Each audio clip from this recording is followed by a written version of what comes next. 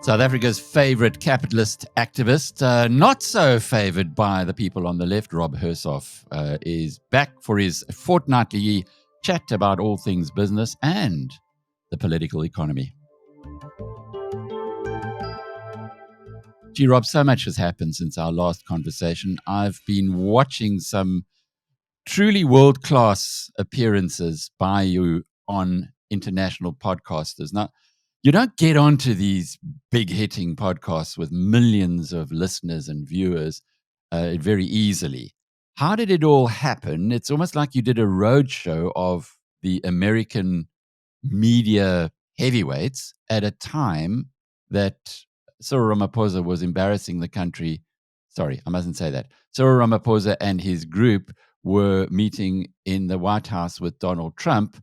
And, they were mixed returns. They think they did brilliantly. Many people think not. But let's put that one side. At this time, simultaneously, you were talking to tens of millions of Americans, almost doing a roadshow. What brought it on? So it was a focused and coherent strategy. You know, the problem with a lot of our online podcasts and interviews and mainstream media is everybody's in an echo chamber. That's part of the problem with polarization, not just in America, but around the world, is, you know, we follow our beliefs and our beliefs lead us to various media companies, podcasters, and we operate in that echo chamber. You know, the likelihood of me ever listening to CNN or MSNBC in America is almost zero. And the podcasters I follow in America are the Joe Rogans and the Dave Rubins and the, Charlie Kirk's, Laura Logan's, Patrick Bet-David's, like I'm sure many of the other BizNews tribesmen. And in South Africa, I made a conscious policy not to be caught in an echo chamber, but to go out and have discussions with, black podcasters. So I appeared for on many occasions on the Black Pen, his show, Penwell's show. But he's got a bit off-piste at the moment. And then I did DJ Spoo, I did Sizwe Mpofu Walsh, Mac G, and others. And my aim was simply to talk to them, get their views, give my views, and try and reach a broader audience in South Africa. And it worked. I think it moved the needle quite a bit in South Africa, me being on those mainly black podcasters. And in America, the strategy was the same. It's a time to speak to the international audience. And it's not an easy thing to crack, but it happened actually when you and I were at the ARC conference in February in London. And I walked up to Jordan Peterson and I walked up to Constantine Kissen and I walked up to Dave Rubin and I said, this is who I am. I need to be on your show. South Africa's ought to be in front of your audience. And it's going to be more and more important and more relevant because Donald Trump has a thorn in his foot about South Africa. He sees the country as DEI in motion. He's not happy with what the ANC are doing. He's not happy with what he sees going on. And there are a lot of voices around him who are saying, South Africa is in bad shape. The ANC is destroying the country. It's a racist and socialist government. The ANC are bad. Please take notice. And Trump did take notice. So I said, I've got to get on these podcasters. And of the ones I mentioned at the ARC conference, Dave Rubin, I ambushed him. I walked up to him and said, you're Dave Rubin. Yeah, I'm coming on your show. And he went, okay, what are we going to talk about? I said, South Africa. And, he kind of delayed it from Monday to Tuesday to Wednesday, and then Wednesday from 3 o'clock to 4 o'clock and eventually squeezed me in. We did a 10-minute conversation. And it took him 3 weeks to release it. And eventually I called his guy, Phoenix Glenn. I said, Phoenix, when are you releasing it? He said, no, we're releasing it this week. And he released it and it went viral. But in addition to that, Elon Musk retweeted it to something like 57 million people. And that put me, and in many cases, South Africa on the map. And then Dave Rubin called me and said, we got to get you back. We got to do a full hour in the studio. And Patrick Bet-David's people reached out. Tucker Carlson's people reached out, but he'd already spoken or was speaking to Ernst Roots. And so it went. And all of a sudden, everybody was saying, we've got to tell our viewers about South Africa. Who's someone that tells it like it is, gives the facts? Rob Hersov. And it was quite a tour. And it happened to coincide with Cyril Ramaphosa's disastrous performance in the White House. I mean, Alec, you said it like it is. It was a farce. It was a farce that who he had in his team, his poodles that he took with him into the White House. The whole thing was a farce. And it coincided with that. I did the Rubin report the day before, Patrick Bet-David the day after, and then it was followed by all the others, Lara Logan, Charlie Kirk, and some of the big MAGA and Beltway television networks, Newsmax, John Solomon, John Fredericks. There was a big deluge of people wanting to hear about South Africa. And that has continued. And then I flew to London and I was on trigonometry, Constantine Kissen's and Francis Foster's show. And there have been a lot of follow-ups from other people, Lotus Eaters, Heretics, and others, and Sky News Australia, wanting to hear about South Africa. And I think this is a good thing for South Africa to have the spotlight shine on our country and what's going on. Because for 30 years, the ANC and all their, lapdog media like News 24 and other podcasters have been getting away with murder. Literally saying what they want at any time with no one pushing back. Well, they can't do it anymore because the spotlight's on South Africa and it's pretty clear the destruction that the ANC has caused to this country. It's clear for the world to see. Rob, it's great that you were featured in this way and profiled in this way because of all kinds of reasons. But 15 minutes of fame is so apparent in the media world. What is going to extend this beyond those 15 minutes? In other words, what is going to keep the Americans interested in South Africa, or have they already lost interest? No, they haven't. The anger of what's going on in South Africa, the anger at the ANC, it's what it's done to our country. Racist laws, socialist laws, deindustrialization, complete economic mismanagement is a bipartisan issue in America. It's not just the Republicans, it's Democrats too. And Congressman Ronnie Jackson of Texas is putting a bill together, which I think goes to Congress in August, September, to sanction individuals in the government, in the ANC, and it's being extended to EFF, MK, and other anti-American hate speech gangsters. And I think that will create a huge amount of focus on South Africa. So we may have a quieter period over the next month or so, and then it's going to be reinvigorated by what's happening with Ronnie Jackson's bill. So it ain't going away. I'll tell you one more little thing on my podcast tour. Piers Morgan called me. I want you to be on my show. And I thought, okay, great. I want to do this. That's a great voice. And then my wife, wise as can be, said, Rob, I don't think you should be on that show because Piers Morgan has 4 people. There'll be you and someone else, similar views, which was Ernst Roots was the other one. And then he'll have 2 idiots from the left, which he did, some clown from the SABC and that really stupid juvenile narcissist, Dan Corder, the 3 Beanie guy. And she said, it's just going to be clickbait for Piers' show. You're going to end up fighting with each other. You get basically a chance to say 2 things. And it's not the format you need to be on. So I sent Piers a message. I said, Piers, thank you for inviting me. I really appreciate it. But if you want a sensible, mature discussion, one-on-one, I'm your man. But I'm not doing clickbait for Piers Morgan's show. And he didn't respond. But Gareth Cliff took up the flag and he took that on. So Ronnie Jackson's bill, August, September, goes to Congress, goes to Senate, and gets implemented, probably by Q1, if not by the end of the year. So South Africa's, there's a lot else going on in the world. Donald Trump and his team have their hands full with Iran, amongst other things. South Africa's off the radar for the time being, but has not gone away. Rob, what about the local reaction? And I ask this, I was having a look through the Social Research Foundation's analysis of what South Africans think about Donald Trump. This was in April, so it was before the Oval Office slam down. And at that stage, it was very clear that whites and Indians kind of like him, blacks and colors really don't like him. And it's a very there's a very disparate thing amongst black and colored people that were spoken to by the SRF's researchers. 50% strongly dislike the man, which is very high in a category where you go strongly agree, mildly agree, mildly disagree, and strongly disagree. So, are you getting that kind of kickback here in South Africa? And I want to segue into Gayton McKenzie and your relationship there, because there's lots of interesting things happening there right at the moment. I don't know if I believe that poll.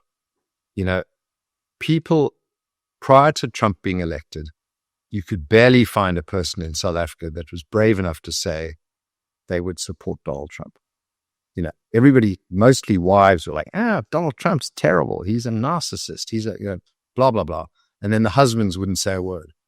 But, around the braai and quietly and privately, a lot of people supported him.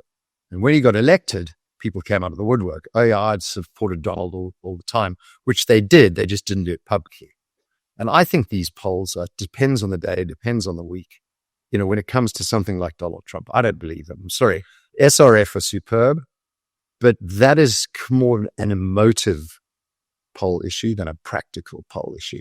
I think it's kind of if you do that poll in another month, or you do it once America's gone all in on Iran, you might see a different answer.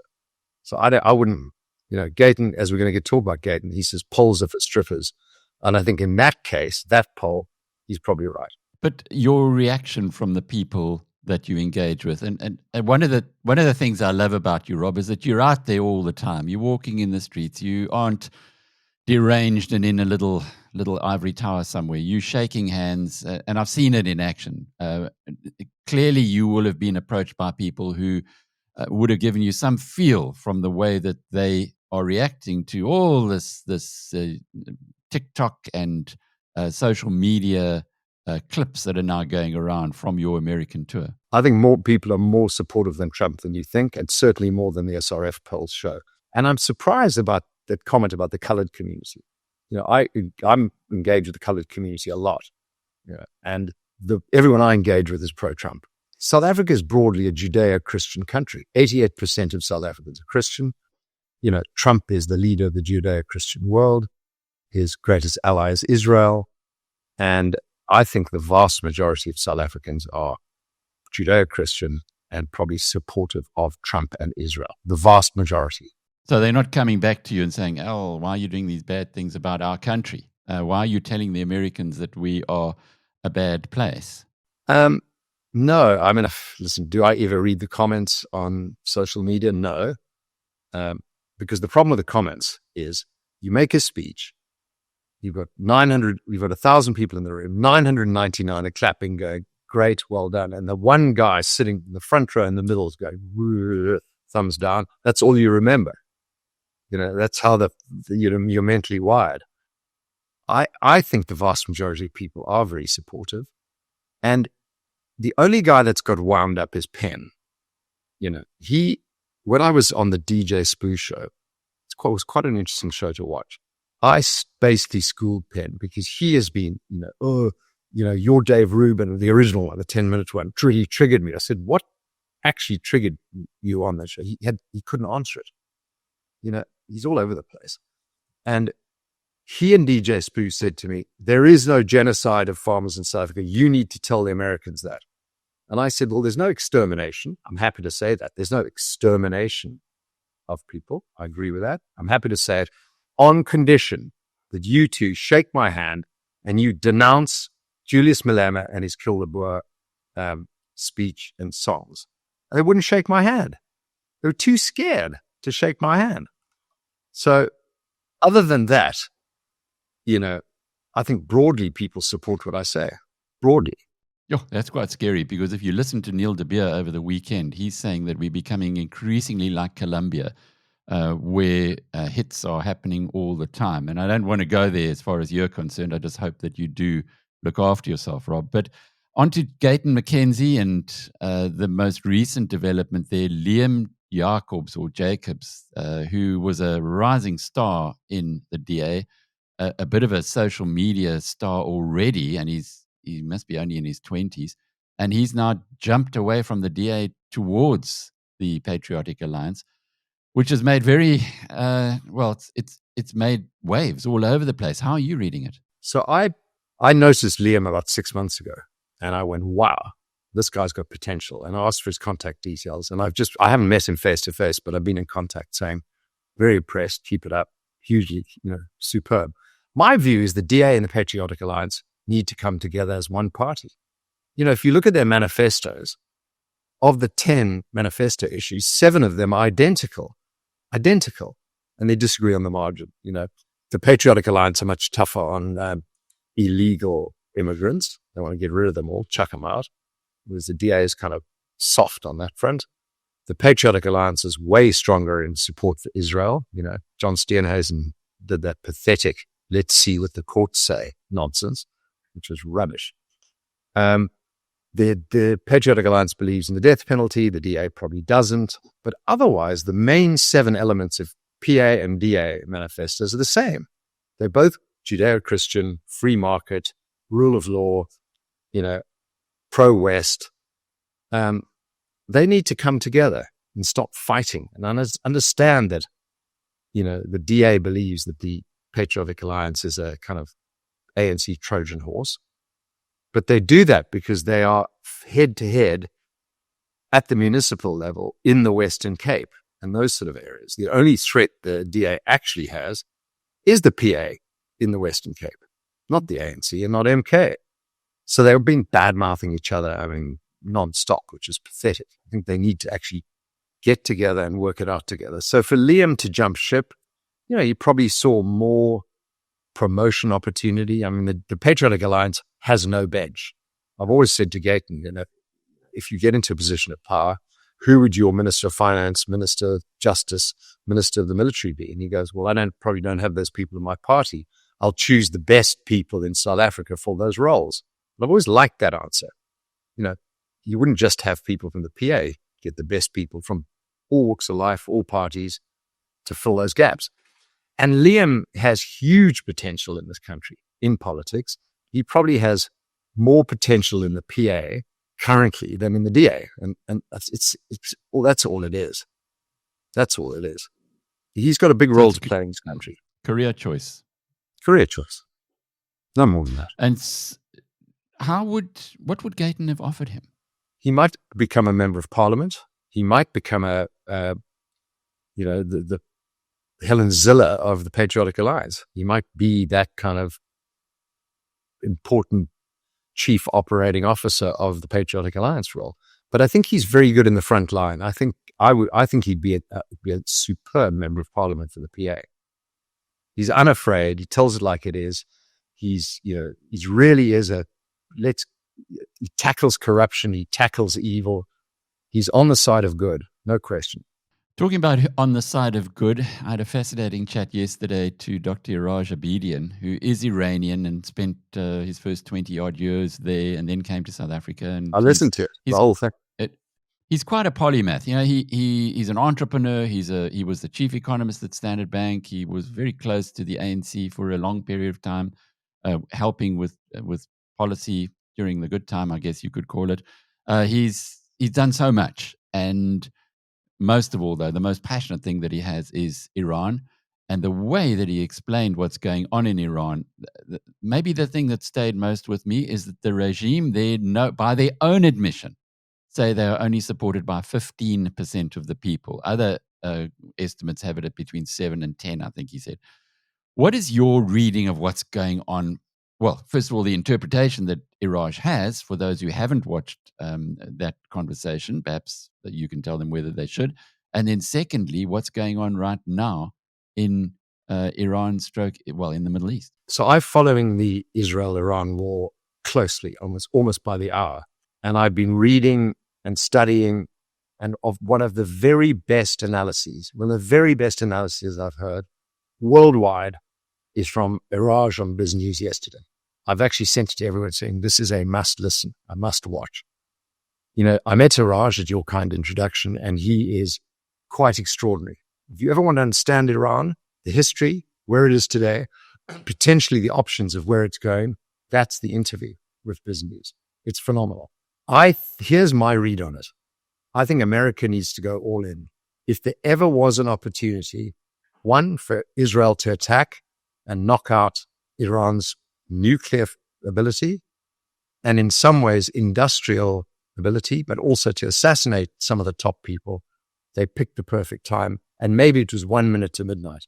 But to finish the job, America needs to go all in with Israel and close out that final, I think it's Fortnightly or something, nuclear plant, which is half a kilometer down. And they can only take it out with American 30,000-pound bombs, or those giant bombs that go down and remove that nuclear ability. And they need to do it because I think, unfortunately, it's in Russia and China's interest to have America get stuck into Iran. And that's what worries Trump. He says, if we get stuck in, what's it going to cause? Step one, denuclearize Iran. Crucial, essential, and do it now for whatever it takes. But secondly, the big opportunity is regime change. Since 1979, Iran has been run by an evil, theocratic organization that puts women as second class, institutes the evil of Islam. Really, radical Islam is coming out of Iran, affecting all their local countries, arming proxies, and in the mandate of Iran, of Islamic Iran, is the destruction of Israel. In their mandate, every day, people are singing it and shouting it and chanting it, and that needs to end. Persia needs to be free. Free Persia. I think instead of these stupid Free Palestine stickers on people's cars, Free Persia. That's what we need. And let's get behind that. So it's going to remove another ally of the ANC's, Iran, which is a good thing. Naledi Pandor must be quaking in her giant boots. Let's see.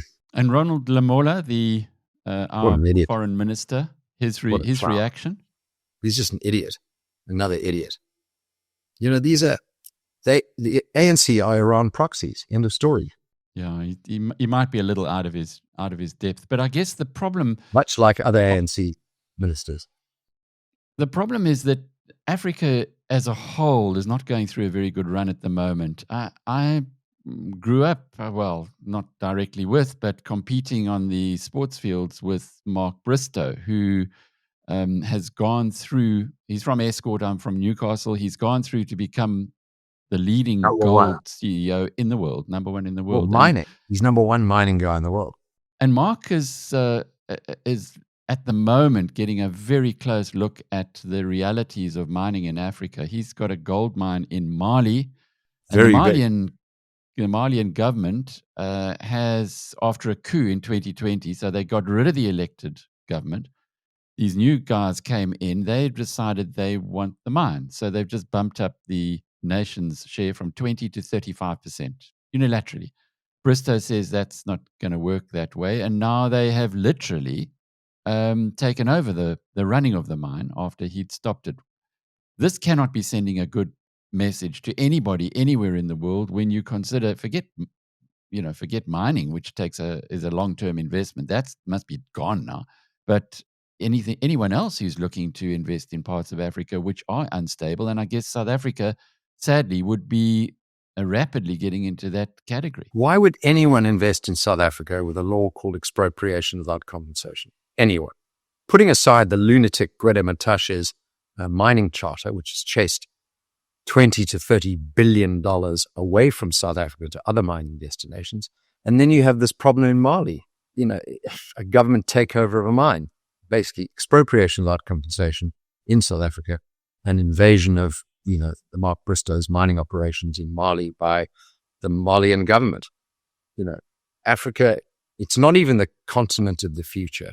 We always used to joke that Brazil was the country of the future and always would be, which was a joke.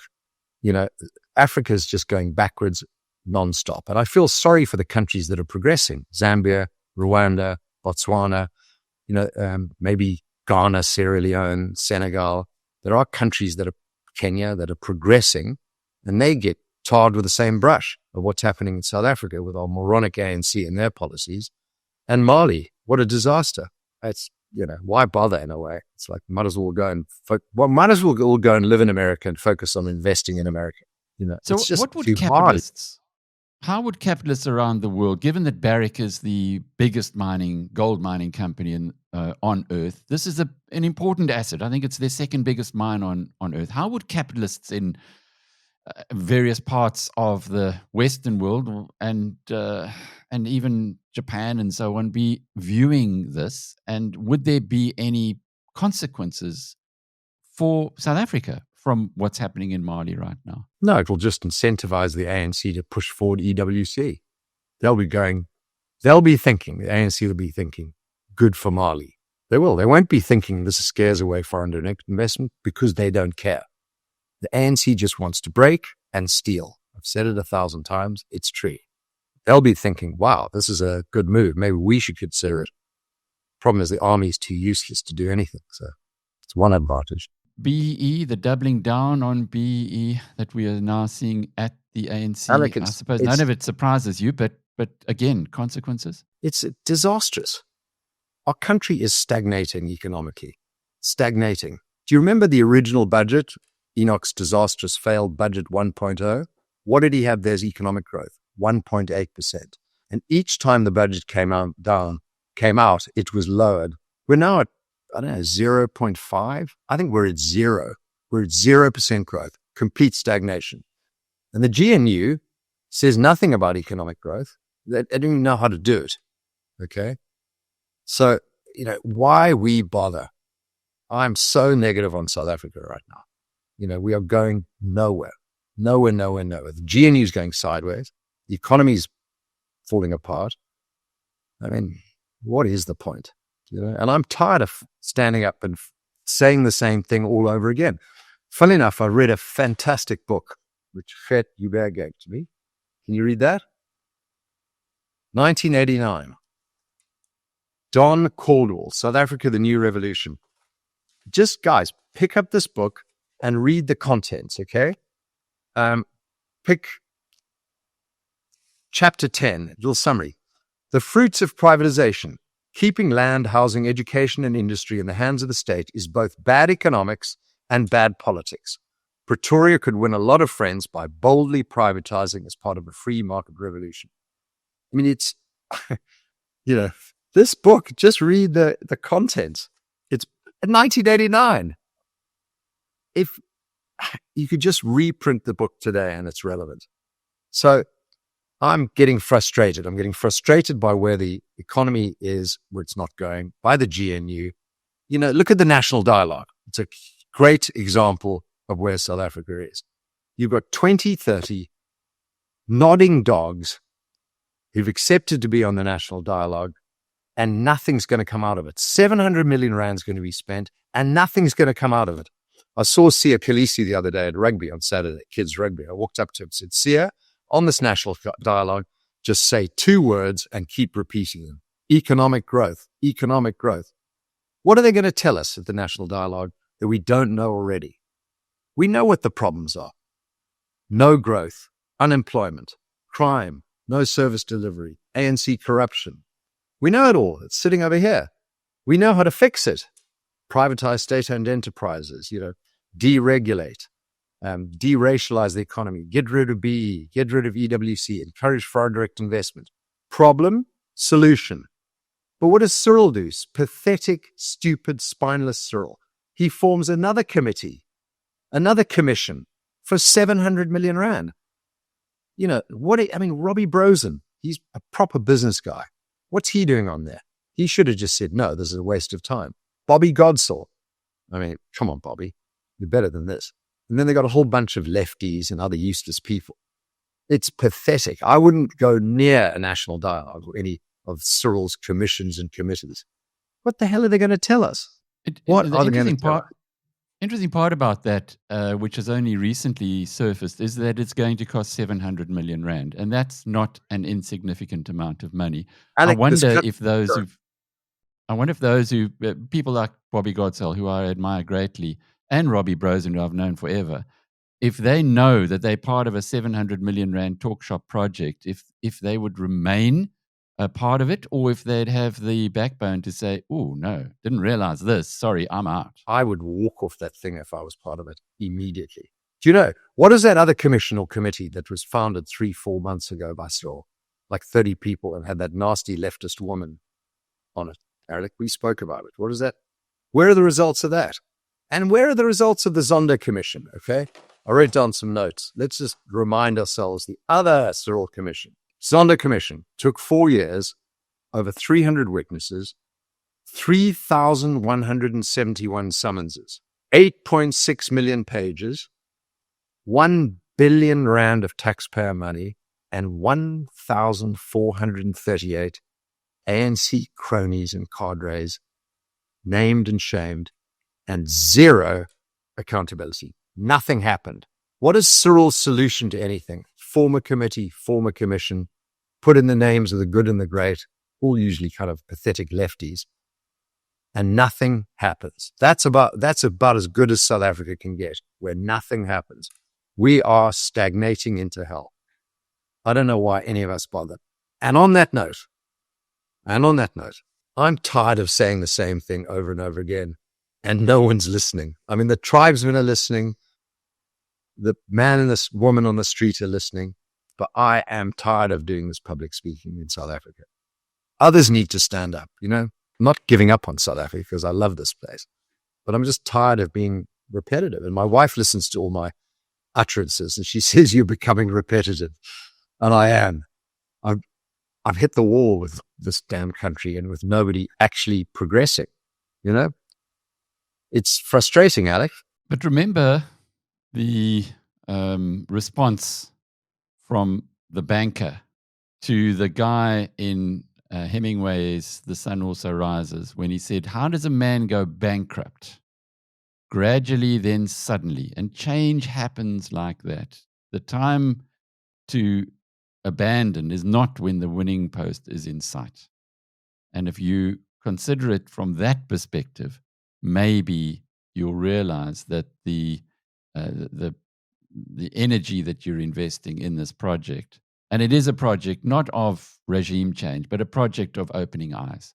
And I think that, I know you laugh at me sometimes when I tell you I'm a liberal, but the biggest thing of liberals that we believe as liberal thinkers is that we want to open people's eyes and let them make their own calls. And I do believe, whatever else people say about Rob Hersov, the one thing nobody can dispute is that you have opened many, many, many eyes.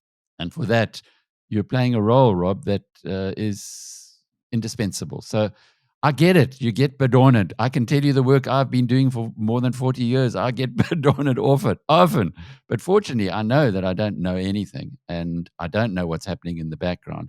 But I can see that there has been massive progress in South Africa since you stood up at that BizNews conference 4 years ago. Massive. And I do attribute a lot of that to your ability to have the backbone and say the things that nobody else wanted to say. Let me just finish off because I'm going to take a big break from public speaking in South Africa now. I'm just letting you know on this BizNews show. Okay, so are you telling me in 2 weeks' time, no 2 weeks' time? No Correct. Conversation 2 weeks' time? Sadly not. So I'm coming to talk in September. I'll do the wrap-up of the conference, 100%. Mm-hmm. But I'm taking a full-on break now. I'm sorry, tribesmen, but others need to stand up now. And when they do stand up, they need to tell it like it is, like Neil de Beer does. He doesn't pull his punches. He's not taking a break, Rob. R.W. Johnson, no. They stand up and they tell it like it is. They don't give a kind of, oh, we should all work together and blah, blah, blah nonsense. Those presidential speeches that are written by the PR agents. R.W. Johnson, bang, hard-hitting. Neil de Beer, hard-hitting. Rob Hersov, hard-hitting. But now we're taking you out of the for a while. Look, everybody deserves a break, and I think you from time to time you need to take catch your breath. So we won't be talking to you in 2 weeks, but it's always been great talking with you, and I'm sure you'll be back. And next time we will once again have the Capitalist Activist giving us a different perspective to the one that is being propagated so freely, it appears, everywhere in South Africa. Rob Hersov has checking out. Off. checking out. And I'm Alec Hogg from BizNews.